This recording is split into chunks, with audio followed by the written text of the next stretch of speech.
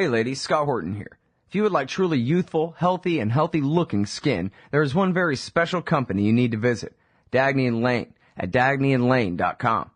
Dagny & Lane has revolutionized the industry with a full line of products made from organic and all-natural ingredients that penetrate deeply with nutrient-rich ionic minerals and antioxidants for healthy and beautiful skin. That's Dagny & Lane at dagnyandlane.com. And for a limited time, add promo code SCOTT15 at checkout for a 15% discount. So you're a libertarian, and you don't believe the propaganda about government awesomeness you were subjected to in 4th grade. You want real history and economics. Well, learn in your car from professors you can trust with Tom Woods' Liberty Classroom. And if you join through the Liberty Classroom link at scotthorton.org, we'll make a donation to support The Scott Horton Show.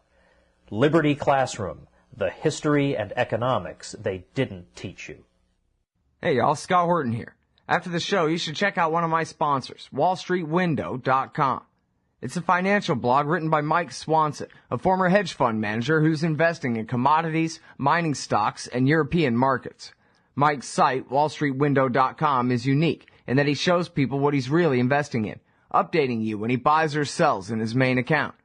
Mike's betting his positions are going to go up due to the Federal Reserve printing all that money to finance the deficit.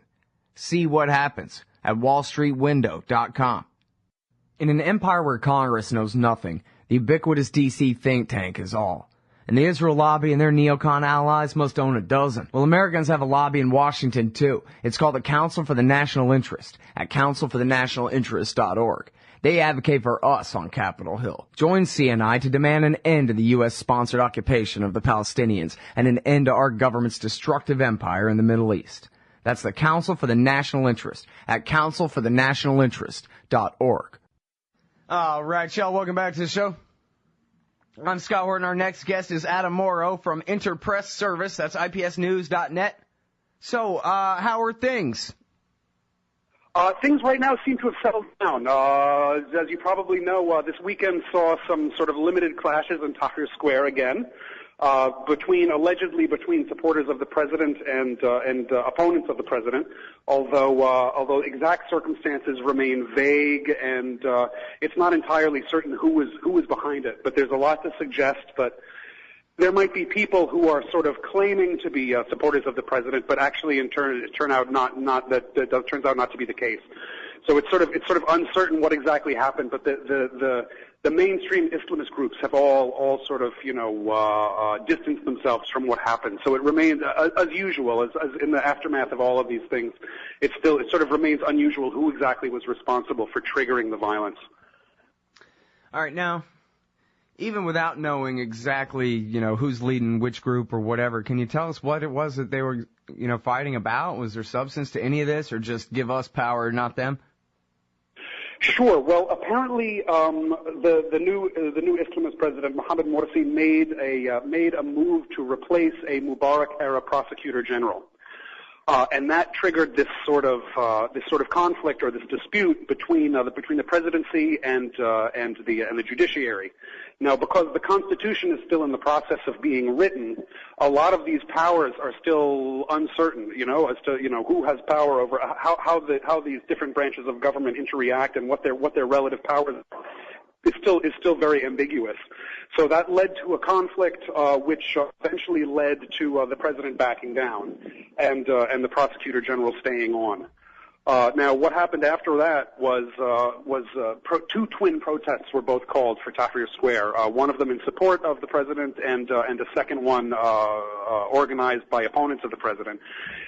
On Friday morning, by Friday afternoon, there were clashes reported between the two sides. But from what I understand, the Islamist groups, primarily the Muslim Brotherhood and the big Salafist parties, had both issued directives, and both of which, by the way, are very eager to avoid clashes. They don't want to rock the boat right now. They're trying to basically consolidate their power after their electoral victory in parliament and for the presidency. So the last thing that they want is clashes. So it would seem very strange.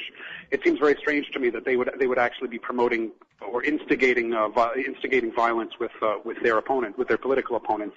So what it looks like is that early on, when they sort of realized that that these twin rallies were going to result in violent confrontations between the two sides, they issued directives to their followers to withdraw and to stay away. But then you still did have people that were there. You still did have people that were there, at least claiming to be supporters of the president, who were fighting with and attacking the other demonstrators. Well, so again, as usual, unfortunately, we're left with these conflicting reports, and it's in the aftermath of all of these things, you're always left with a high degree of uncertainty as to who exactly is behind it. But what's for sure, in my opinion, maybe nobody, right? You can have just some people in a crowd of protesters screaming at each other, and they're not necessarily being directed by anyone other than their own retarded emotions, That's true, but I do think there's been a lot of evidence over the last couple of in the 18 months or more now since the revolution. There's a lot of evidence to suggest that there are groups out there that might be loyal to the old regime. They might be indirectly in the employ of foreign powers. But there are definitely groups out there that are actively trying to sow chaos and to sort of, to just sort of promote general instability, whether that be in the form of labor strikes or whether that's for example, what we saw outside the embassy. I can't remember if we spoke in the wake of the embassy thing. I don't think we did. But that was a very good example and very similar to what happened recently, where you basically have something happen, you basically had like the appearance of this movie that basically enraged everybody because it made fun of because it mocked Islam and Muhammad. And that got people out on the streets. Now the original plan was for a entirely peaceful demonstration. But what happens is it seems in most cases you seem to get these hot-headed instigators who get in there. These aren't Muslim Brotherhood people. They're not Salafist people. They're just these, random youth, and they don't look Islamist either. You can look Islamists by what they're wearing, by their beard. These are younger guys, jeans and t-shirt types that are in there. Some of them say that they're young guys who might have tangled with the police in past demonstrations and just sort of have scores to settle with the security agencies. Some of them are just, young hotheads who just want to get a piece of the action, who just want to hit the streets just for the thrill of hitting the streets. And I think these groups, these young guys, are very easily manipulated. And I think there are powers behind them that are sort of pushing them to or instigating this sort of violence. So we can rewind just a little bit. Basically, Adam, what you were saying was the recent clash in Tahrir Square that at least, nominally appeared to be between young liberal anti-regime types and regime supporters could well have been somebody else, could have just been local 17-year-olds being 17-year-olds, could have been any number of groups who want to make it look like there's something for the Muslim Brotherhood and the liberals to fight about in order to perhaps preempt some deal they might make at some point in the future, or God knows what, right? There's 100 different people playing this game of Chinese checkers here. Right, exactly. Well, it's not 100 different people. It's more like two general forces that you can, you've got the Islamist forces on one side, and then you've got the sort of former regime forces on the other side. That's how you can sort of very broadly break down the sort of political climate in the country. Now, you do have a lot of liberals and leftists and these sort of groups and trends, but they actually don't have that. They don't represent much of the public. I mean, you're only talking about 10% probably or less of the entire Egyptian public. So they're not as representative of as one might think reading the Western press, where you think half of Egypt are secular liberals and that sort of thing. No, they're actually much smaller than that. So you have these two overriding forces, and again, that's the sort of Islamist side, and then you've got the former regime side, which was epitomized by Ahmed Shafiq. If you remember, he was the guy that Morsi beat in the last presidential elections. Mm-hmm. And then you have what appears to be like this what looks like it's some kind of third party that's constantly being referred to here as a third party or a hidden hand that seems to be constantly trying to set fires, however it can, be it instigating violence. But one of the tricks that they use is instigating sectarian strife between Egypt's Coptic Christian minority and the Muslim majority, neither of whom have any interest in fighting one another, and who have lived together peacefully for literally for centuries. And all of a sudden, you've got these very strange sectarian clashes suddenly breaking out, where a church will be burnt by a mob of guys who are never later identified, and this will ignite the entire country will sort of explode because of this particular incident, the perpetrators of which are never brought to book. So it's very easy. Also, bear in mind also, the climate here is has been so emotionally charged, especially since the revolution. Emotions are running very high. I think in Arab culture in general, people tend to resort to emotionalism very quickly. So it's very easy to sort of set, to set the public, on fire. It's very easy to rile up the public and get them and sort of get two sides angry at one another. If you manage to, a little bit of well-placed sabotage at the right time can really set things on fire. So I think there's a lot of that going on. There's definitely hidden hands at work trying to cause problems right now for Egypt's new Islamist administration. I think that's safe to say. Mm-hmm. All right, now, always, where's the CIA in this? Are they just desperately trying to make friends again with the Muslim Brotherhood because that's the best they can do, or are they working to unseat them? Or both? Well, this is one of the things that the critics of the Muslim Brotherhood have been charging for the past couple of months. After they realized that it was impossible to stop their electoral advance, their next move was to basically accuse them of being in bed with the United States, which I find a little hard to swallow, given traditional American antipathy towards Islamist movements and Islamist governments and that sort of thing in the region. Well, but so I find that's that a only a new to swallow. thing, and we're taking it back. We're fighting for the Islamists in Libya and in Syria right now, and the Sunni ones.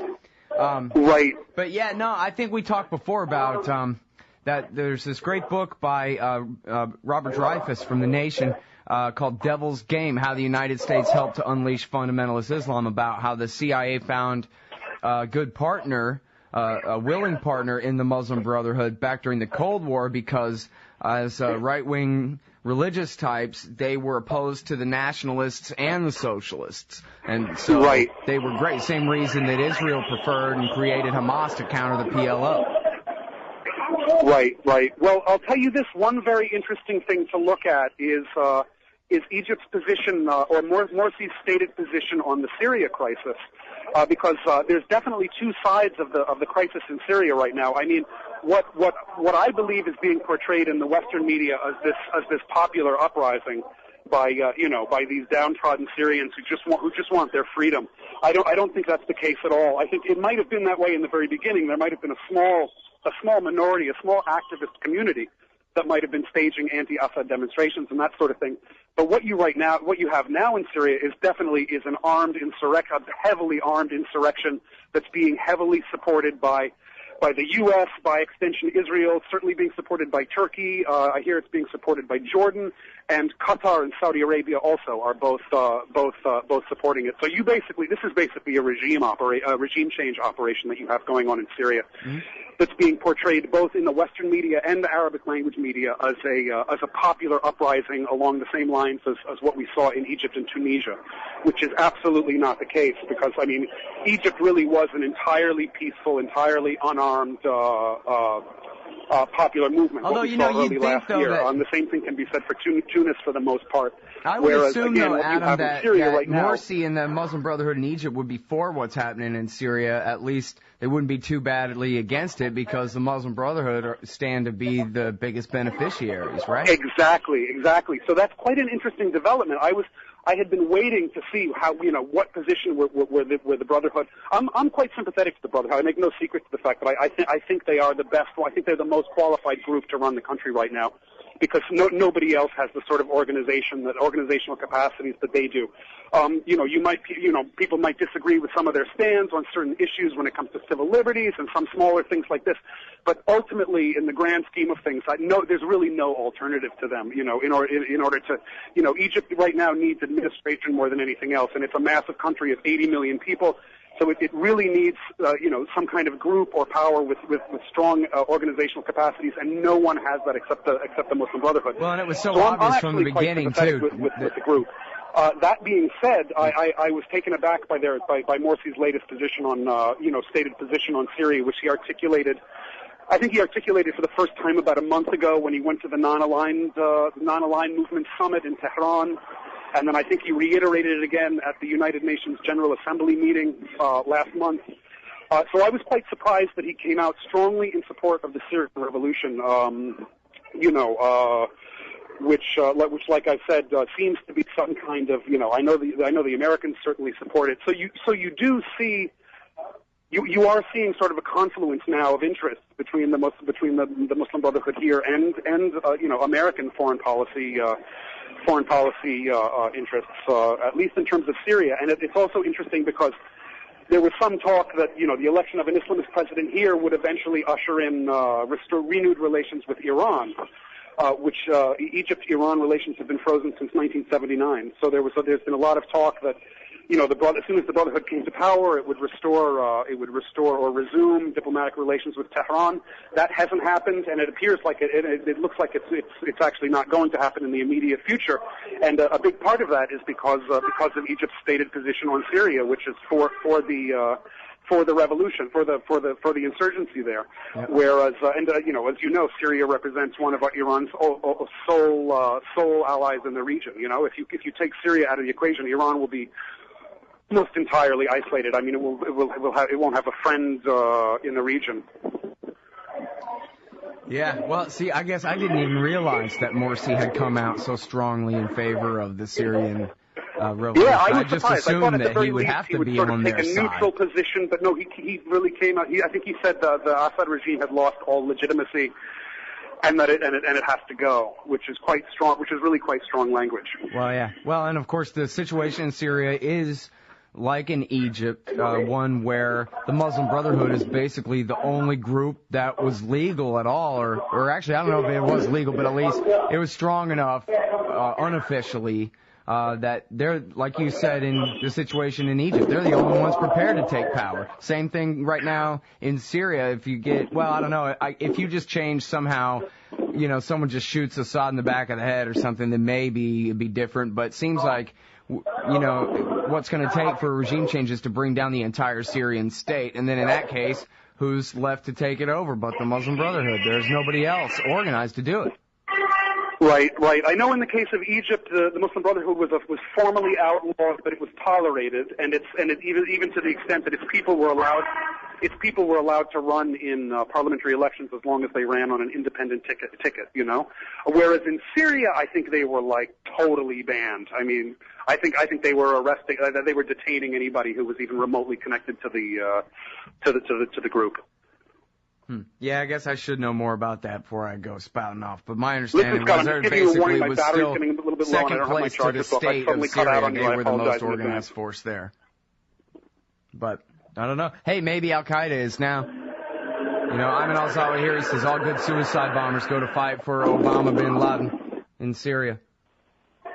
Well, this is another bizarre thing that's made viable Middle Eastern analysis so difficult, so problematic right now in this post-Arab Spring era. Where you now have a situation where Al-Qaeda, which is the arch enemy of America, is now sort of on the same page with the U.S. fighting against the Syrian regime, or cropping up in Libya, or it's really becoming extremely confusing. It's very difficult to tell who's on whose side, Yeah, sometimes we're fighting for the Ayatollah Khomeini, other times we're fighting for Ayman al-Zawahiri, and then we switch back again. It's so hard to keep track. Yeah, exactly. A lot of weird, very strange bedfellows and shifting alliances and that sort of thing that's making it extremely frustrating to read, Yeah, one thing's for sure, none of this has to do with protecting Americans. It has a first thing to do with protecting America's interests, no matter how broadly defined. Right. Well, I would be hard pressed to tell. Oh, no, your phone just went to pot on me again. Uh-oh, okay.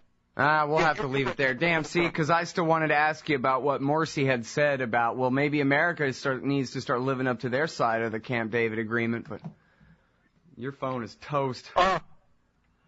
Next time, Adam. Adam Morrow, everybody. IPSnews.net for all the best of Adam Morrow. So we lost you there. We're almost out of time. You got to go and I got to go. So We'll have to leave it there for now.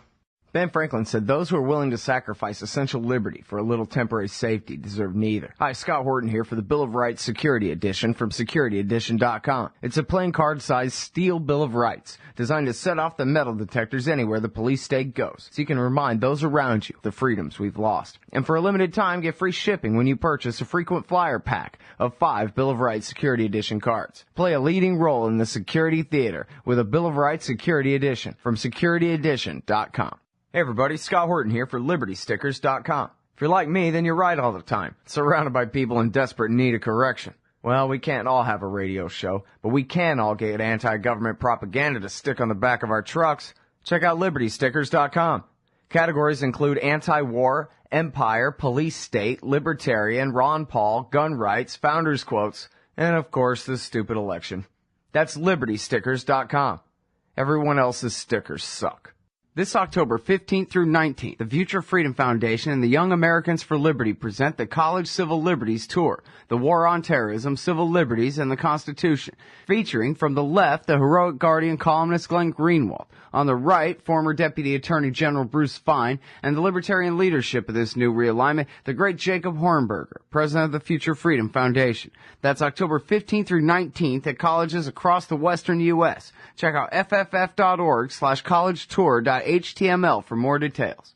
Hey everybody, Scott Horton here. Ever think maybe your group should hire me to give a speech? Well, maybe you should. I've got a few good ones to choose from, including how to end the war on terror, the case against war with Iran, central banking and war, Uncle Sam and the Arab Spring, the ongoing war on civil liberties, and of course, why everything in the world is Woodrow Wilson's fault. But I'm happy to talk about just about anything else you've ever heard me cover on the show as well. So check out youtube.com/Scott Horton Show for some examples, and email Scott@ScottHorton.org for more details. See you there.